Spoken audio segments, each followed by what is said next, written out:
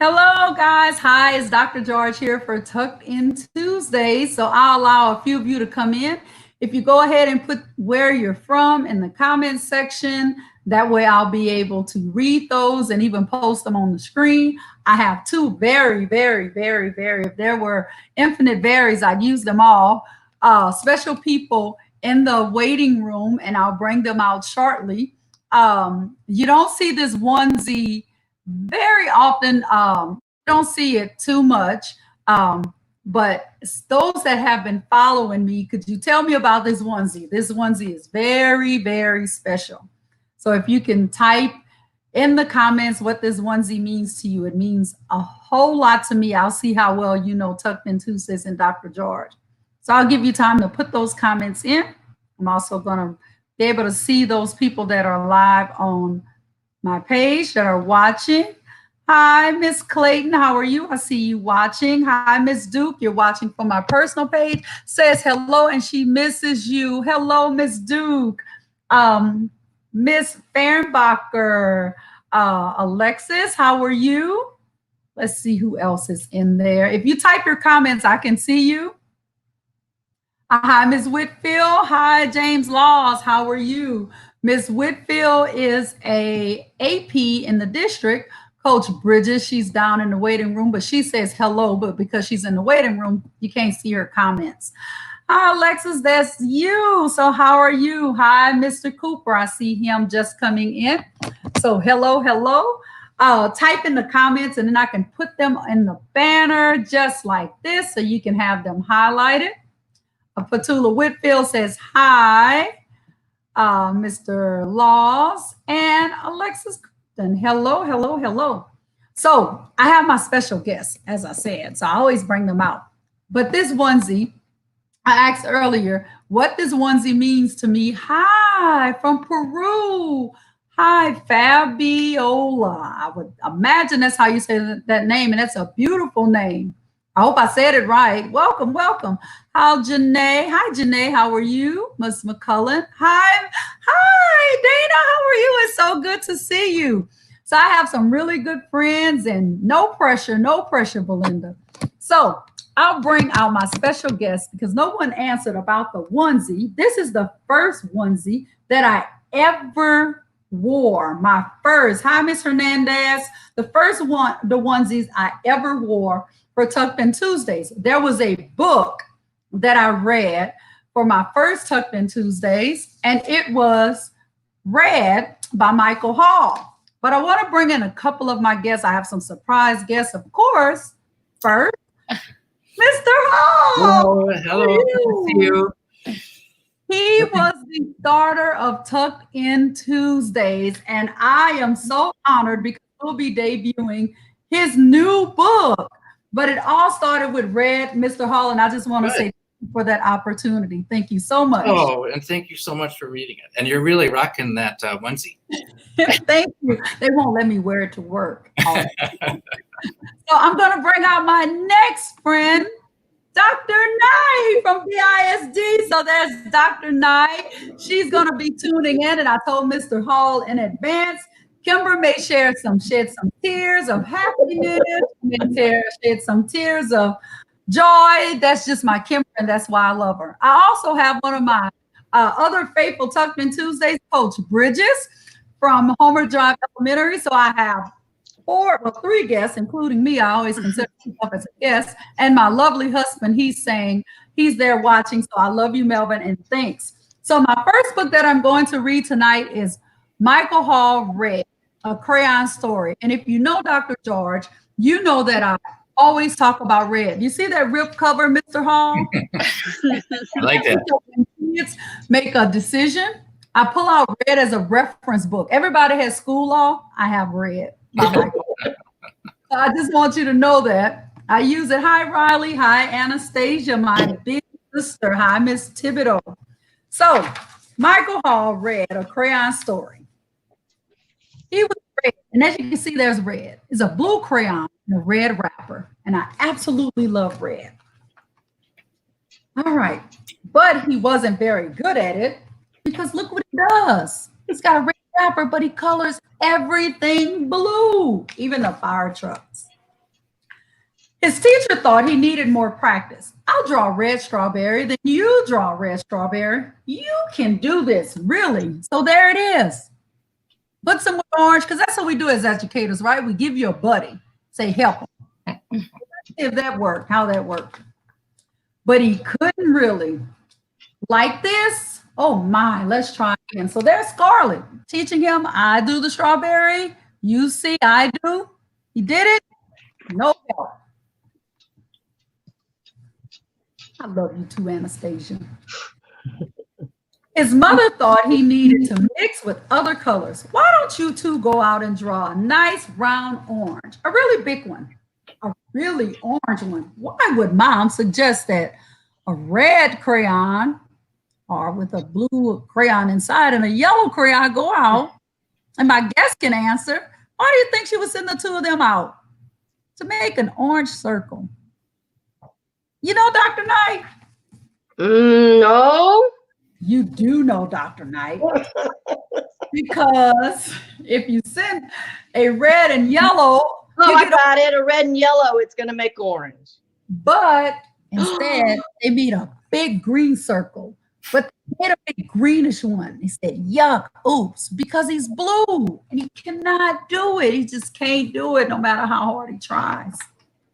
His grandparents thought he wasn't warm enough. Your class is making self-portraits for Parents' Night. Wear this warm red scarf.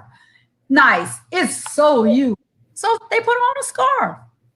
I know a couple of friends who wear a scarf to work when they're cold, but their legs are still cold, but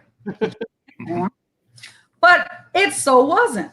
So there's Goldie. Look at and these are for the parents. You know, sometimes you have those kids in your class or parents, you have those kids, and no matter what you do, you see all those kids working and work, and then look at Red. Just didn't do it. So his parents said, oh, dear me, they're a little embarrassed. And I love that the grandparents are silver and gray. Everyone seemed to have something to say. Amber says, sometimes I wonder if he's really red at all. Hazelnut says, don't be silly. It says red on his label. Cocoa Bean said, he came that way from the factory. Fuchsia says, frankly, I don't think he's very bright. Grape said, well, I think he's lazy. Army Green said, right, he's got to press hard. Still Gray said, really apply himself. Sunshine said, give him time. He'll catch on, because that's what Sunshine does. Green said, of course he will. So there were good comments. There were people encouraging him, people discouraging him.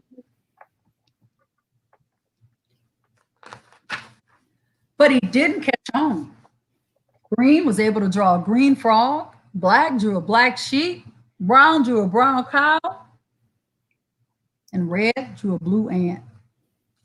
He said, Red, act. All the art supplies wanted to help. The masking tape thought he was broken inside. This will help hold you together. The scissors thought his label was too tight. One snip should do it. I thought he wasn't sharp enough. Stay still now. So they sharpened him. They cut his wrapper. They sharpened his wrapper. They put tape on him. Everyone's trying to help. Now that I'm reading this thing, I think everybody just should have asked him, but they didn't. But that's what we do, human nature.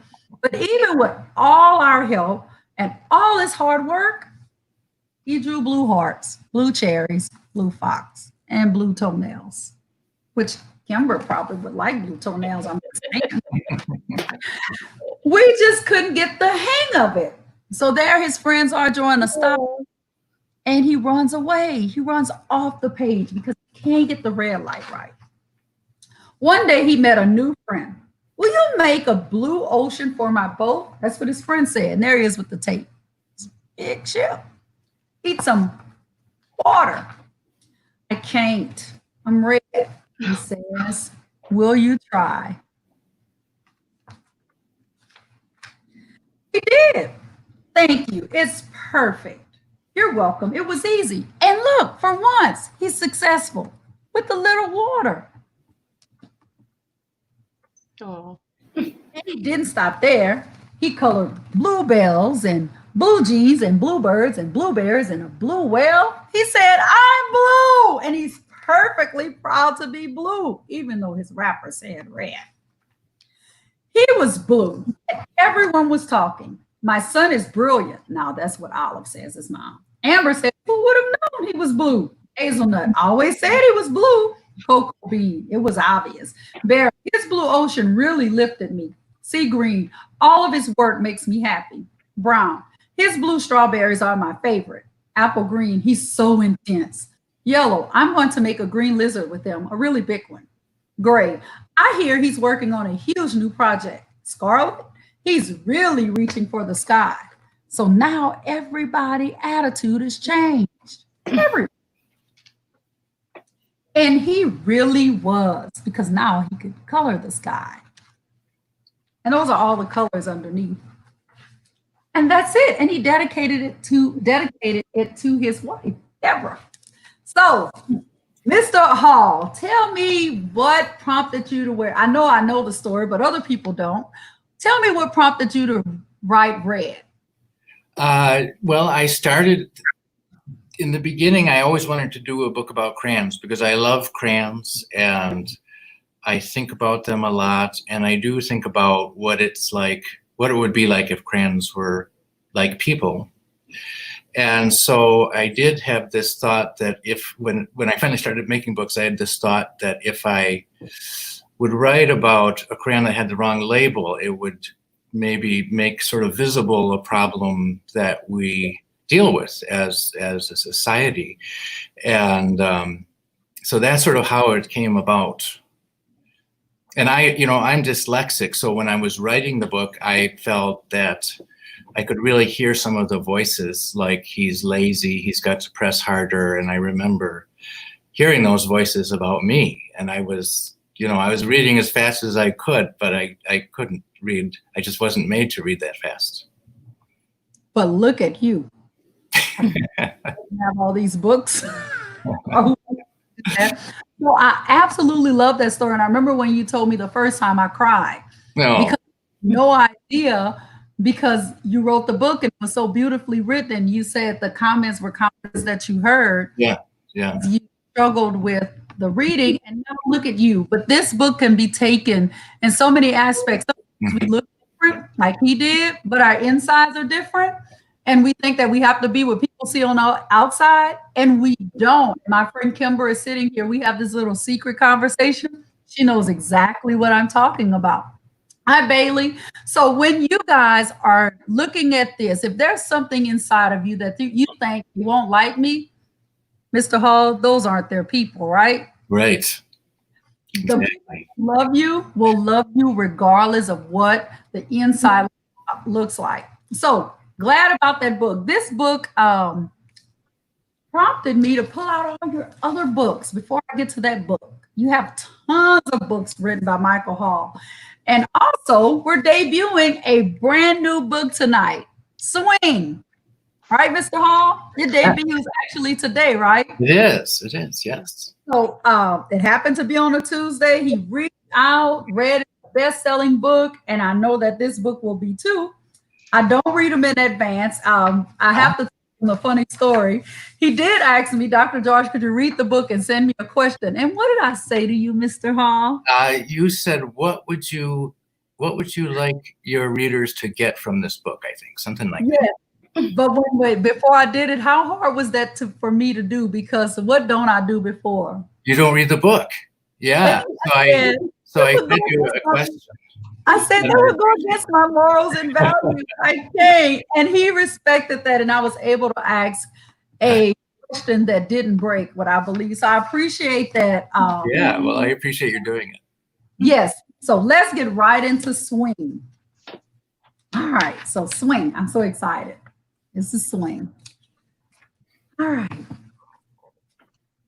And here's another little book. That's new. I don't think you've done that before. Put your signature in there, Mr. Hall. Is that new? Yes. Well, that's the title page, and the title is sort of being projected by a projector onto a screen. That's your signature.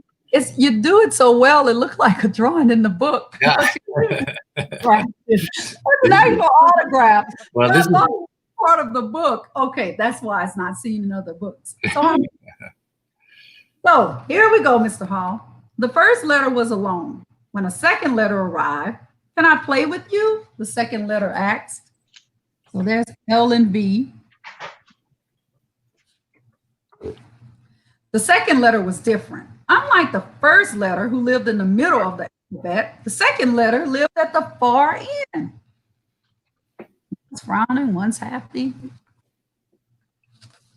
I'm sorry, said the first letter. These swings are safe for letters from my neighborhood. Then a third letter came by. Can I play with you? The third letter asked. So he kicks him out because he's not in the same neighborhood. I'm bringing in Miss Levy. One more guess, Mr. Hall. Oh, that's Miss Levy. The third letter was different. Unlike the first two letters, the third letter was a member of a small group called vowels. So we got a V, an L, and an E. I'm sorry, said the second letter. Vowels are not allowed on these swings. The fourth letter appeared. Can I play with you? The fourth letter asked. Now we have EVLO. The fourth letter was different. Unlike the first three letters, who were made up of straight lines, the fourth letter was round.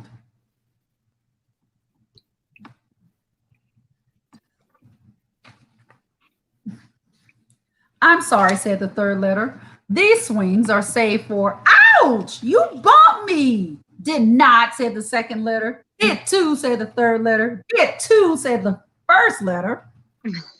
I read that so well because I hear kids argue all the time. It's natural. While the first letters tussled, the fourth letter climbed onto a swing. Hey, said the second letter. Oh, this is not going well. Letter scrambled for the open swings. I wanted that swing, said the second letter. Too bad, said the third letter. Oh, this is not good. Hey, I have an idea, said the fourth letter. Let's just swing. And they did. There they are, just swinging. Up and down, back and forth. Oh, this is just a cute thing because I know it's going to happen. I'm inferencing anyway. Sticky pages. Higher. Today's words inside the classroom are kind, share, comfort, cheer, patience, friends, care. Where do you live? They have the Alpha Heights, the Middletown, and the far end. Look at their little neighborhoods. And down at Middletown, those are the kids that live at the valley, the bottom, Middletown. The vowels rock, and sometimes Y. So it's A-E-I-O-U, sometimes Y. And then they separate them by round or straight lines, straight and round lines, and just round lines. So look at that. You know what? And sometimes educators, I'm going to say it, I'm going to shake my finger at myself and every educator. Sometimes we put our kids in classes just that way. We put them and we move them right here so you don't talk to anybody, and then that kid talks to the wall, to themselves. Sometimes we cause a little division, not knowingly. This book was an eye-opener. And higher, so there they're swinging. A little bit higher. And higher. Oh, they're upside down. Geez, where's the teacher? Where is the teacher? Until their tummies were laughing. Look at that. Nothing like a good tummy laugh. And their hearts were cheering. They completely forgot. When they landed, they were different. The first letter was on the first swing. The second letter was on the third swing. The third letter was on the fourth swing. And the fourth letter was on the second swing. And the first letter said, look at that swing. Look at that.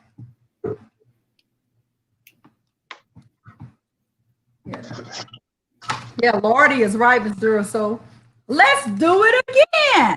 So they did it again.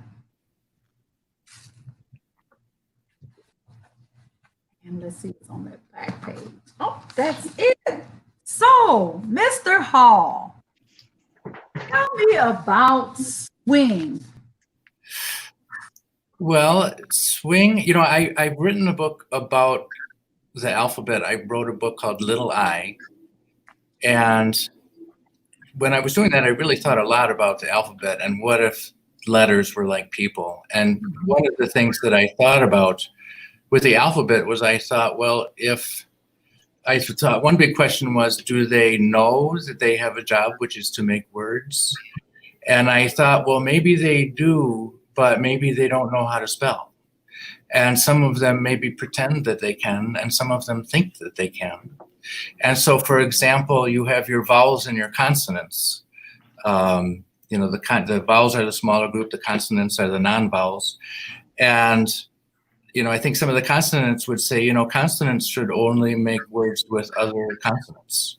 It doesn't make any sense to include vowels in words, and vowels should make words with vowels. So I thought that sort of reflected something that I feel strongly about. And I thought that was sort of the beginning of the story, that I would try to make a story about that, about their attempts. And I don't think they ever realized that they made the word love. And I never mentioned it. So that was sort of the start of it. Absolutely love it. Now you have to tell me about these illustrations, because tell me how you created that. Yes. I did a video today where I was talking about it, and I was talking about another, not an illustration from this book, but what I do, and I think maybe you can relate it to that, because I just have this right here. I do, I paint on paper. So here's a paper that I used in the book that's coming up next. And this was a kind of a fire, and I had this painted on the paper, and then I used some cut paper, and I tend to cut, tear paper. And then in the computer, I put those two things together. So you had this shape with that color on it. And that's the way that I wish I had a finished picture I could show you, but that's how all of those things in the book are done, with painted pieces of paper and cut paper images, and then they're put together in the computer. Wow. Absolutely love it. Absolutely love it. So we all, and your publisher is HarperCollins, and I thank them all the time. They're the ones that send all those books to Home and Drive. So I thank you for that. That little you helped a lot with that, Mr. Hall. Good. Tell me what. So the one part we do is I'll put everyone in the waiting room with the exception of Mr. Hall, and I'll leave Dr. Knight out, and I'm going to ask you your question. All right, Dr. Knight, right here in front of Mr. Hall. Tell me what his book means to you. Red. It actually meant exactly what you said earlier, is that just because you think you're different, you don't think people are going to like you for who you are, right, who you really are inside, and so you hide things, and you hide what you really are about. And so that was so me. Honestly, it was so me. And Dr. George was serious when we have a little secret conversation that we've had for a while. I mean, she's very, very special to me, and she has been for quite a few years. And I've been one of her biggest fans for this, for her Tucked In Tuesdays. I try not to ever miss them if I possibly can. But that book really meant a lot to me, and I'm so glad that you read that, Dr. George, because I love you. I love you too. And I have to tell you a secret about Kimber. You know that saying, the bark is worse than the bite? That's so Dr. Knight. Bark feels like a little pinch when she actually bites. She can run, but I absolutely love Dr. Knight. And to me, I'm bringing my other people. Kimber, I'm going to put you in the room. It's Bridges. Tell me what that book means to you and Mr. Hall. Well, I got cut out at when you was reading that one because my phone died. I didn't get to hear that one. I'm Oh, you sorry. didn't. That's okay. We'll bring you back out. I did see that you popped out. Hi, Miss Bruce. Okay. Gonna bring in Miss Levy. Oh, a little shuffle here. There you go, Miss Levy. Tell Mr. Hall with Red means to you. Well, because I have read the book before, I mean, to me, it's representative of don't be afraid to color outside the lines. Don't be afraid to be unique in yourself. And that it's okay because if everybody was the same, this world would be kind of boring. So I think for those children that maybe are a little different, and they like different things that don't necessarily fit into what everybody else is into, that would be a perfect book for them. Thank you, Miss Levy. Thank you. So, Mr. Hall, I'll tell you my takeaway from this book. I've said it a million one times. This book not only speaks to kids, but it speaks to everyone who struggles with being different, looking different. I'm really thin, but there are people who don't like thin people. And there's heavy people, and people don't like heavy people. And nobody's really pleased with how they look on the outside. That's what I tell my friends. I have a little support group that we always uplift each other every single day. Shari and Chantel, we lift each other up no matter what. And we always talk about what people really see is what comes out of our mouth. That's what we really see. And that's why they say the eyes are in the beauty's in the eyes of the beholder. So I love that. So I'll bring Dr. Knight back out. Dr. Knight, swing. What does that mean to you? What did this book mean to you? Well, what it meant to me was that just because you're in a different group doesn't mean you can't all come together and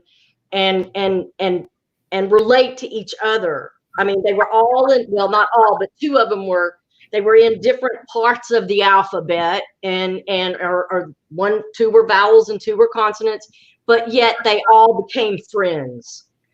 I mean, that's what I got. It was sweet. It was sweet. Love that. I'll bring you back out, Dr. Knight, at the end. All right, Coach Bridges. Yes, my takeaway on that is, first of all, I love the name because my daughter, her name is Love. But my takeaway from all of that was that everyone is different, but when you come together, there's love in every aspect of everything. Thank you, Ms. Bridges. That's so true. Ms. Levy. Hello again. So, I came in a little late, but my takeaway from it is everybody matters. Every part matters. It doesn't matter how small a part you play in it, but collectively, we all make it work. Thank you, Ms. Levy. I'll bring you right back out. So, Mr. Hall, my takeaway from Swing is I always say your your zip code does not determine your destination. It's not where you live or where you reside. I had that on Good Morning America when we met virtually. And look at us meeting virtually again. I don't know if we'll ever meet in person, but this is definitely full circle for us. But Swing also meant to me, they didn't have it. What I especially love is they didn't go in with it. A lot of times we go into things saying, I'm going to like this person. I'm going to like this person. I'm going to like this job. And then when it doesn't happen, you're so sad. And then you begin to hate it. But they went into this blind, not expecting an outcome. They formed the word love, never even mentioned the word love in the book. They did it without even trying. And that is my biggest takeaway, that when we approach things, we need to approach them as if it's just the right thing to do. Doesn't have to have a goal in the end every time. It's just the right thing to do. And you may have arguments. Somebody might get knocked off the swing, but ultimately you keep working at it and then it all comes together. That's my takeaway from that. So I'm going to bring everybody back. Mr. Hall, is there anything you want to tell our viewers, those that may tune in later? Concerning Swing? Swing and Red. It's interesting because in Red, it was important to me that nobody in Red was really mean. Everybody was misinformed, and they were all trying to help Red. And so as soon as Red realized who he was, everybody got on board and everyone was behind him. In this book, it's a little different because there's really some kind of meanness going on. Mhm. And where some of the letters have to choose, do they want to be part of the group, or do they want to be inclusive of somebody who's outside of the group? And so they reject somebody just so they can be part of a group. Like E rejects O because E wants to be part of this group of straight letters, and yet E and O are both vowels. And so it's kind of a complicated and difficult and sort of a sad thing. Yes, but so powerful, Mr. Hall, so incredibly powerful. So, Mr. Hall, where can they go to buy all of your many books? I'm putting them on the screen as you're talking, but tell them where they can find your books, how they can follow you. Okay, well, you can find most things about me on my website, which is Micheal Hall Studio.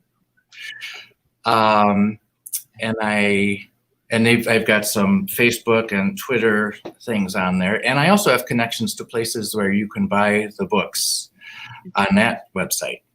And then HarperCollins has, actually they have a site called Micheal Hall Books, which has information about some of the same information, how to buy it and so on.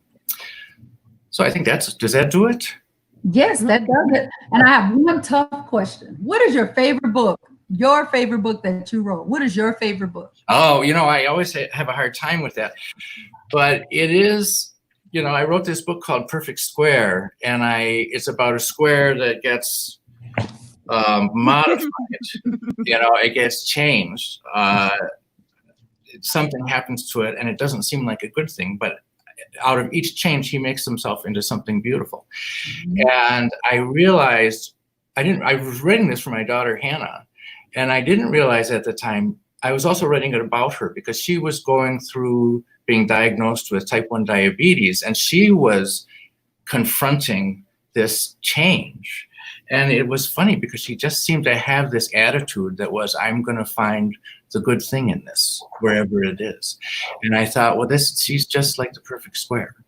And so it's funny that you can write a whole book and not realize what it's about. It's about your daughter until it's almost done.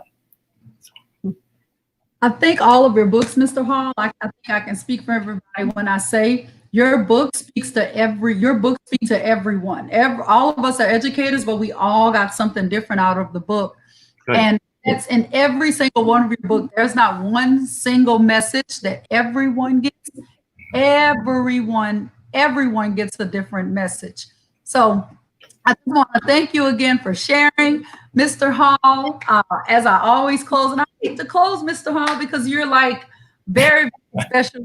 You're very, very special to me. When I reached out, you didn't think I was a weirdo. You just accepted my Facebook request, and you communicate, and you, if I need you, you're all there. So I truly, truly appreciate that, because you are up there with the authors. You're not just, you're not a Dr. George with a book. You're Micheal Hall. So that's very impressive. And you have lots of AR books. So you did promise me that you'd come back, and you did. So I thank you for that. Good. I'd love to meet up in either Texas or Minnesota someday, but it seems like it's going to be a while. It's going to be a while. We could always meet. We just have to stand 6 feet apart with masks. Oh, that's true. Yeah.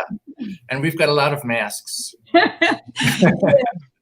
So I want to go ahead, and as I always end, Miss Fatula made a great, she said, we're all weird. We are. We're not. Everybody's weird to somebody. So as I always say, if nobody else tells you, Dr. George loves you, you guys can jump in with your closing remarks. Bye, everybody. Thanks, Jaren. Hey, Ms. Duke. How you doing? Goodbye, everybody. It was so nice to meet you, Mr. Hall. Yeah, so nice to meet you. Thank you, Dr. George. You're welcome. Very nice to meet all of you too, and I'm honored to be here. Thank you for having me. Good night, Serenity. Good night, everyone. Thank you. See you next Tuesday. Good night. Right. Good night. Good night.